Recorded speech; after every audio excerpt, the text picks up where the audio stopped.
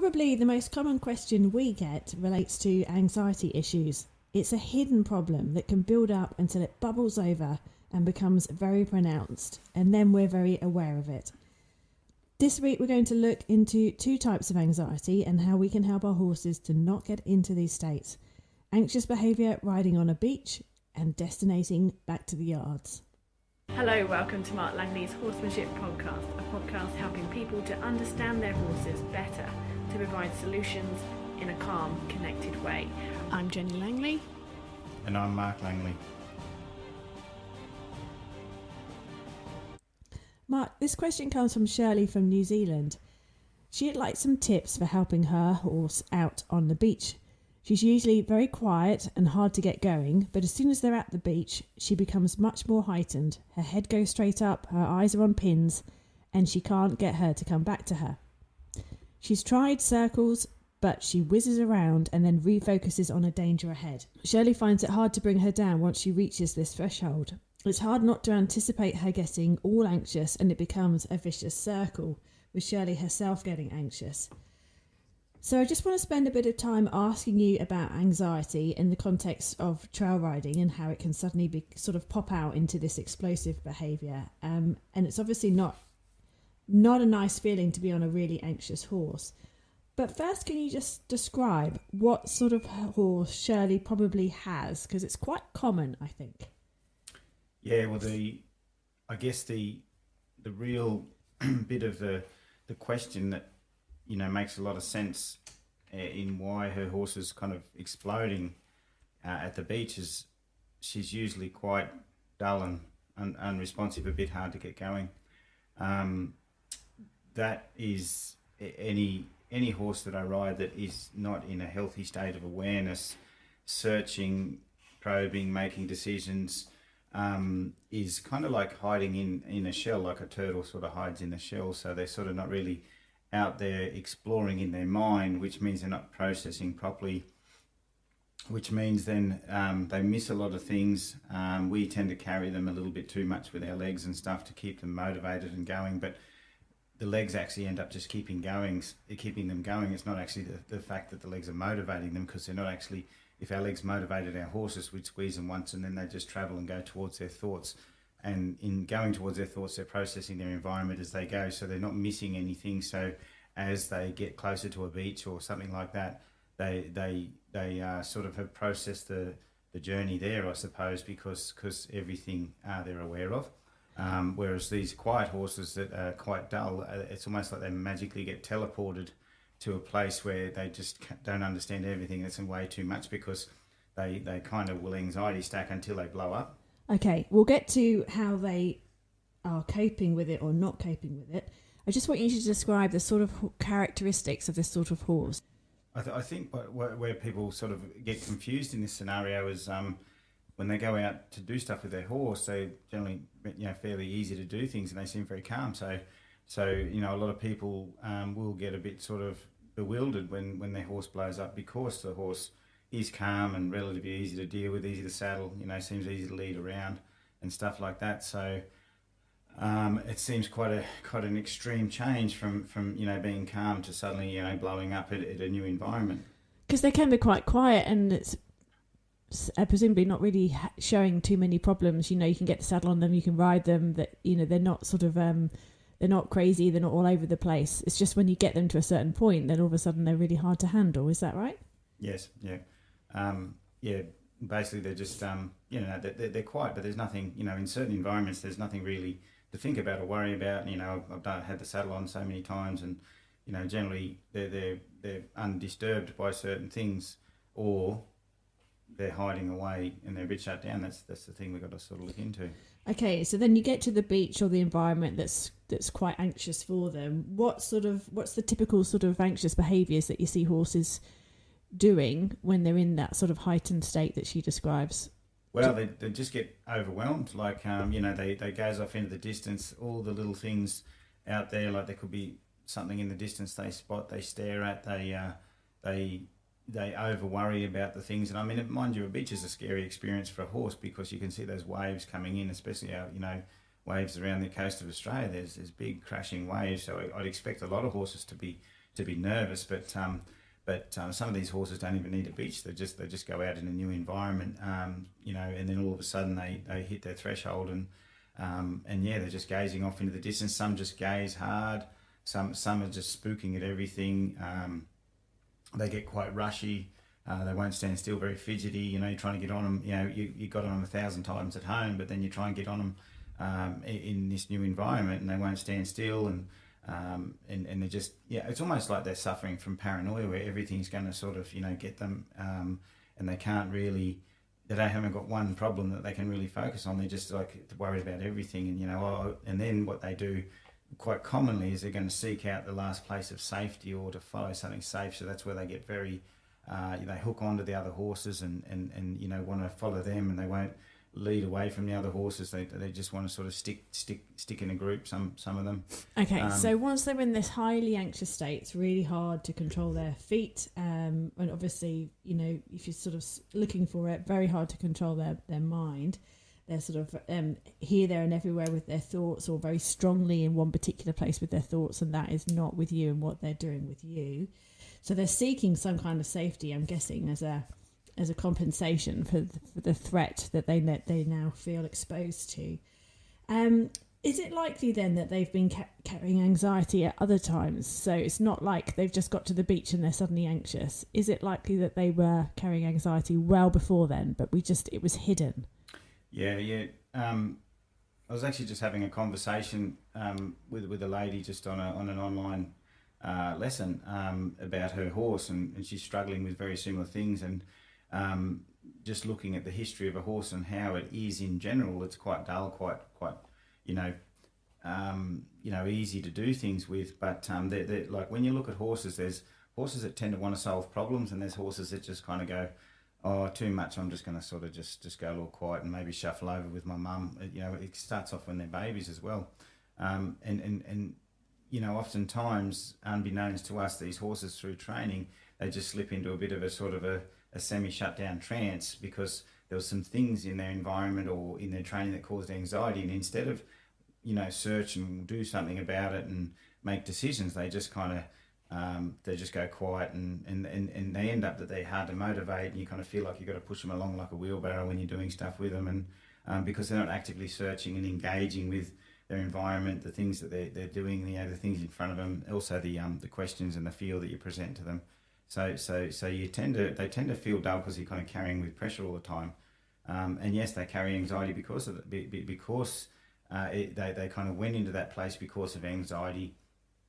They are carrying anxiety, and I guess the worst thing about it, and the reason why they don't process new environments when they get bigger, is because they haven't really been learning and processing and actively engaging and thinking about problems, and also problem solving, because our aim as a horse trainer, we're really teaching our horses to problem solve all the time, not just to sort of move off pressure. It's about thinking through situations, and because they don't do that,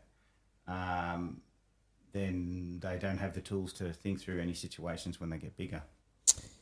So can you just describe a horse then that perhaps you've trained or that you've helped someone train, so that has had these anxiety traits, especially out on trail? Have you been able to help the horse so that they can learn how to process? Yes, for sure. Especially, across the board, but just on the subject of these ones that sort of tend to be quiet, and then suddenly, they get overwhelmed. There's one particular horse I've got in my mind at the moment of a lady who I helped, and he is just he'd done Western training in a way that he I guess he just got carried around. He's very kind of dull and heavy and unresponsive, but when he was out, she felt she had this horse that was underneath her that was really, really, really tense and suddenly spooky and not coping with things and not being able to lead out and all this sort of stuff. And what I helped her with is getting him to search for himself.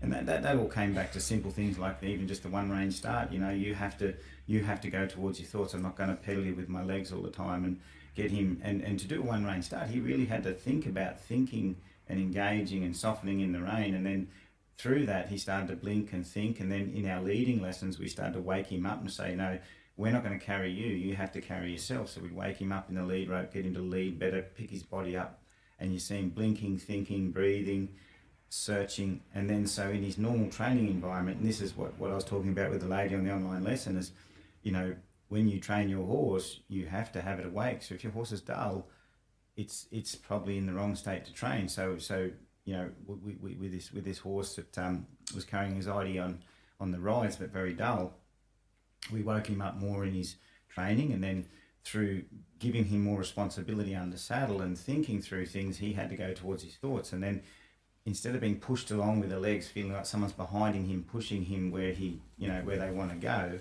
he had to go and he had to do it. And then what happened is he opened up, he started to process his environment, and then she started riding him out and got further around the block till she was doing all these big laps around the block and different places on her own, and he was processing the environment, thinking about things and walking along at a nice soft pace where you know, she didn't feel he was kind of full of tension or just sort of dropping back and wanting to stop all the time. The destination to home sort of slowly dissipated till it disappeared, and he became more self-reliant on himself and his confidence, and her leadership through her guidance as well. So together they made a team that, you know, the funny thing is some people have their horses rely on them so much that they can't rely on their horses as a good leader when they go out on trail. So, you know, so that's the balance as well. So he became a nice, reliable little leader that tapped into her and listened to her as a leader as well. So it was really good. So the bottom line is that these anxious horses can get better. You can actually train them in a way that opens them up to think and process in a different way so that they can curb their own anxiety. They just don't get to those highly anxious states. Is that what's happening? No, well, because they're anxious. So basically, any small doses of anxiety back in the past in their training created a reason to search and do something, opposed to just hide away and do nothing. So basically, if you sort of create an anxiety and teach your horse to search and problem solve, then they start to get in that sort of mindset where they're constantly open and searching and thinking, so they're not missing anything. So a horse, like, I guess the best way to sort of explain it is a horse that hides away gets teleported to a war-torn country and everyone's fighting and throwing bombs around and they don't know how they got there, and that's why they explode. Whereas the horse that walked across the land and, you know, slowly got closer and closer to that environment, was preparing and processing the whole way their safety and thinking about things the whole way. So when they get to a sort of quite a conflicting place, they know how they got there, they remember how they got there, and they're in the right mindset to process it as they go through it. Whereas the ones that sort of hide away, it's like a teleport. They just suddenly end up in this new place, and they don't have the tools to it's like going to that war-torn environment with a water pistol and going, oh, what am I going to do? I can't even, fend for myself. So it's obviously horses are very overwhelmed when they get into that state. That's right. And they just revert to their sort of natural instincts of, we've got to get out of here or get to safety, whatever they think that might be. So then, have you got tips for Shirley and anyone in a similar situation with a horse that just suddenly gets anxious in a different environment? How can they start to help their horses reduce it, not get to this point? In the riding situation, and I sit quietly on my horses and I will sit on them until they follow a rein really well. I know it's tough to sit on a horse doing a one rein start for 3 days going, but eventually that horse, if you do it right, will start to search and realise you're not going to carry them. So that alone teaches them to go towards their thoughts and search instead of trying to push, and then you stop riding and they sort of stop. So basically we're sort of steering them until they search. The other thing I do is I might, when it looks like they're kind of like just very kind of dull in their groundwork and their ridden work, or it starts off on the groundwork, as you wake them up a bit more, you might pop a flag and bang a fence, and they go, oh geez, that stuff's going on around me, and I didn't prepare for that, I didn't predict for that. It's not my little I didn't expect this to happen, and because that's like a challenge, they go, I don't know what to do, and then you might say, well, you can follow this lead rope, so you're waking them up to keep them a little bit more blinky, awake. And I know this sounds a bit sort of strange for people, but you're actually bringing the anxiety up a little bit to get them to process things while they're a little anxious, instead of just sort of dropping away and hiding and storing anxiety in a different way. Okay, so it's like I'm imagining a quiet classroom with a quiet teacher and people are kind of daydreaming, looking out the window. But then you compare that with a classroom where a teacher walks in who's like, right! And everyone's like, oh, yeah, we're paying attention. So you're creating that kind of a pay attention atmosphere, but just one that just enables them to go, yeah, you need to be listening. And you're monitoring for the horse to be in that aware state as opposed to just sort of dawdling along. That's right. So It's not like as I say, you're not the teacher that yells at them and constantly, but you might be the teacher that goes in and, turns music on quickly and everyone turns around, and then you turn the music off and go to complete silence, and then you say, well, what can we do? And you can talk quietly to them. But it's about creating a neutral anxiety for a moment that says to the horse, this is not completely safe here, but I'm willing to help you through it. So that's why I say when you bang a drum or something or do something out of the ordinary, it's not towards them, it's not personal, it's just something that happens in their environment that makes them wake up. And then you guide them in a good, quiet way, like you're going to help them. You're not there to yell at them, push them or shove them around and bully them. And so when I say to people, go and wake your horse up, the last thing I want them to do is go and bully their horses to wake them up and chase them around in circles and say you need more energy in life. Because that's why a lot of horses are quite destroyed, because people just thought waking up was going faster. But no, waking up is just being more aware. Yes, because a lot of people will say to me, I've sort of, I can get my horse to go round in several circles and then they're right to ride. But that's just completely glossing over what state of mind they're in. Yeah. Right. And the problem with using speed to wake a horse up is what happens, you have a bolt response when you get to the beach, because the horse has been allowed and pushed to go fast to wake up. Then when it's awake, it's going to go fast. So next gear. Not process. So that's the why, when I used to see the old kind of, I guess, the model of horsemanship, which became a bit commercial, was sensitise, desensitise. I saw a lot of people sensitising their horses, not by creating sensitivity, but just creating a faster horse. So they'd send them around faster, move their feet faster, hustle their feet faster to sensitise them, and then desensitise them and stand still while I throw a bunch of stuff all over you. That raw method of that was probably, I think, responsible for really causing a lot of horses to stand and put up with stuff that they were frightened of and then just go faster when they were anxious. Didn't help at all. Yeah. Okay. So like what I say to people is sensitivity is like catching a fly with a chopstick.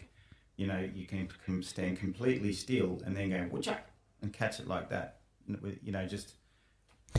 But to be effective, the horse has got to want to be there, not want to be somewhere else. That's right. That's the key, isn't it? And that comes back to your body language. And also, like you said before, it's not personal. So you banging a drum or waving a flag, it's really important that that's not you yelling. It's not you putting your intention on the horse. It's not you creating some kind of a big monster in you. It's just using a tool that could go, that wasn't me, but it worked, like the teacher turning the music on. That wasn't the teacher yelling. That was just something that just needed to just come in. Yeah. But and you might not need to go to that extent anyway if you're monitoring their mindset and they're sort of learning and they're open to being in that sort of learning environment. Then you can just keep going. It's only if you see them sort of getting a little bit dull and withdrawing that you need to go. No, I need you thinking. I need you processing. This is really important for you to keep being safe. This is how you be safe. This is how you get your confidence. Is that right? Yes. What I'm saying. And the healing of the horse comes through not us being able to relax the horse and remove anxiety from it. The healing of these horses and or strengthening of these horses that becomes the healing. It's actually strengthening that becomes the healing of the horses that don't know what to do with anxiety. Is we're not going to our horses to relax them. We're going to them with a problem that creates a certain anxiety, and the relaxation comes from them solving that problem, not from us having some relaxation exercise or just making things calm for them to make them sort of, relax and be softer. So it's through solving a problem and getting on the other side of the problem that they actually go lick and chew and go, oh, yeah, I just did something and I'm okay, I'm still alive, my handler, my friend's still here with me, and we just did that. And then that's how they become a good confident, relaxed horse. Otherwise, you've got the relaxed horse that still doesn't have confidence, so it doesn't relax when it's in a new environment. If this information is pricking up your ears and you'd like to learn more about how Mark is doing all this training, do check on online. We've got lots of videos that sort of will guide you through Mark's process of training that involves paying attention and changing a horse's thought. So that should have given quite a few ideas to people out there. We'll move on to the next question, which is from Nat from Queensland. And she has a very calm but very willing standardbred, which her daughter's been training. But noticing that under saddle, he destinates towards the stables in his mind and his action. His movements actually orientate towards the stable. And only after a series of transitions and trot circles, he focuses and is with her. And then she'll reward him and stop. But then when they start going, it's all back to the beginning. The gravitation and destination to the stables happens again. Now, on the ground, he's much more focused. And when they're working in the arena or the round yard, doesn't seem to have a lot of issues. Nat is wondering, are there any gaps on the ground that they need to address? Is something else going on? What are they missing? Yeah, without being the fly on the wall, watching at the moment, I think like a lot of standees, they can be like what we've talked about before, the silent horses that suddenly sort of, can wake up a bit. But with stands, you've got to remember that they were sort of, on the track pulling a cart, and they're very mechanical when it comes to kind of destinating, and they just get this strong, long, let's just push along, hook onto a target, let's go sort of thing. So the biggest thing with all of these horses is every decision that you make, every rein you pick up, every backup you do, every turn, whatever it is, if it's on the ground, if it's under saddle, is your horse actively thinking and letting go of the last thing that it was doing.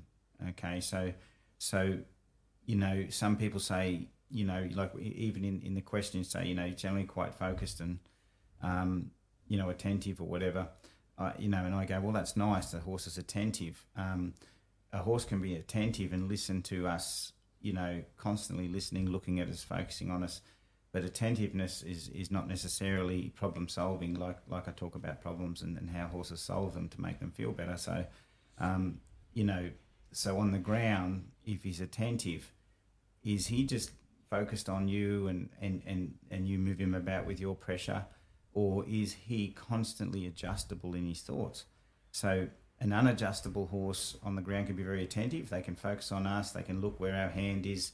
They can, especially like doing liberty or something, they can just focus and we move a certain way, they move a certain way. It looks like some romantic dance, but then all of a sudden we get on them and ride them out the gate and they panic. And I'm like, well, what's going on? Why is my nice, attentive, soft horse suddenly panicking? It's like, well, the whole time the horse focused on the question and me and my movements and didn't have to look at the gate. It didn't have to look over there. It didn't have to go backwards in its thoughts. It wasn't adjustable in its thoughts. It just moved its feet, focusing on the one thing. So what you've got to look for in your groundwork and your riding is the horse letting go of a thought, taking on a new thought, letting go of a thought, taking on a new thought. So an example is I'm riding in the arena, horse is going pretty quietly, but then all of a sudden it looks over to the corner and then you can feel it drawing to the corner. When I pick up the rein and I turn left, I might turn 90 degrees left, okay?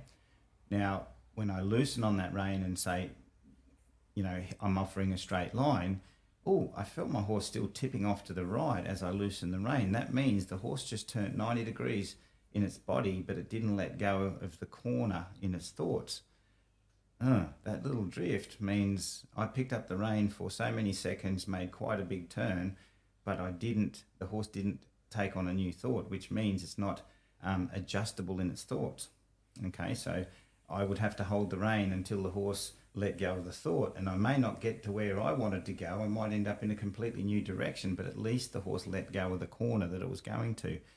And an example is I'm riding along, my horse looks at the end of the arena and it gets a bit of a faster walk.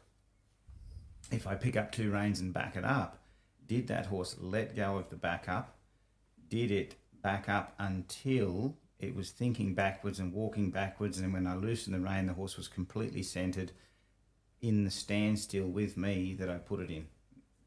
Or does it suddenly creep out and go to the gate? Will go to where it was looking before. And when I ask it to walk off, does it walk off slowly, or does it go back to that speed and think to the end of the arena a bit? So it doesn't matter if it's a left turn, a right turn, a back up, whatever you're doing, it doesn't matter if it's groundwork. if I'm standing in the middle of a circle and I'm leading my horse to go out around me, and it's a horse that needs to think different things, do I get it to look out and go towards its thoughts away from me? And then when I bring it back, I bring the horse's thoughts back through the rein, and then it thinks towards me and comes back. So in that transition, it went out with its thoughts, and then I picked up a rope, it let go of the out thought, and it came back in with the in thought.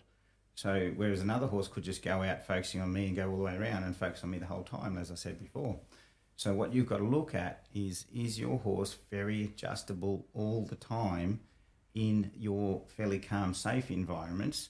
And then when you go out on your trail ride, you constantly gently interrupt before the horse gets too far out and go in all directions. So we did a little trail ride lesson at the last clinic where we went out 20 metres from the arena, and I asked the owner to go in all different directions and see if the horse had any strong direction 20 metres from the yards. And then when it could go in every direction equally and do the same things it was doing in the arena, softly follow the left rein, follow the right rein, back up, adjusting its thoughts and changing them all the time, then we went further out. So you might get 100 metres away from the yards and test your horse to see if it'll go in all directions without hooking on and targeting in any one of those directions. And you just keep constantly seeing if you can get them adjustable, and then you might take them home again, and then say, look, I take you home, you don't take me home, and then go out again, until your horse is interruptible 5 kilometres from home and doesn't get onto any long, strong thoughts that it hangs on to. So she's got to really sort of go back to perhaps tiny, where she loses him on a really small level, that she might have just been not reading. So, at the moment he gets the long thoughts, and then when she is training him, just making sure that he is actually letting go of those long thoughts properly, and then increasing the amount of time that he can let go of those long thoughts. So the more he does it, the easier it will be for both of them. And then, of course, you try and do that further and further away, because that adds another level to it. But you build it up in increments. Yeah. And okay. I think it's everyone has to be more attentive, and really know, are they carrying their horse, or is the horse carrying itself? Right. I think it's noticing. I see someone back up their horse and they thought that was okay, and I said, yeah, but the horse wasn't really backing, the reins were just dragging it backwards, though it was light, it was not thinking backwards. So just little things, and I think paying attention to that a little bit more in the little areas, like, when I was saddling my horse, I just noticed the eye go a little hard, and it just was a little bit zoned out, it looked off into the distance when I saddled it. Maybe, is this the start of it looking off into the distance? Should I maybe work out how I can help that horse when I'm saddling it not look off into the distance? Yeah. And it all starts somewhere, and then it builds up until they're at the beach or on a trail ride, or they're looking for home, and and then it all kind of comes out then. And also paying attention to proprioception. How much are they paying attention to their environment and you, not just focusing on you, because of course a focus on you can also be a shutting down of what's happening in their environment that can also cause problems. Yeah. So much to it, but of course it all knits together, and it does sort of form, when you do things in the right way, you are building this sort of mesh of security and for the horse, but also letting the horse develop its own confidence. And it's so interesting. Thank you so much for the insights, Mark. I really enjoyed listening to you this week, and we will be back next week with another Q&A session for you. Thanks, Jenny. Thank you, everybody. If you enjoyed this podcast, please like it, share it, or send us a comment. It all helps in reaching new ears and helping more horses. And if making a change in your horse appeals to you, Mark offers his direct support and a diverse learning platform. Head to marklangley.com.au and grab your 7-day free trial.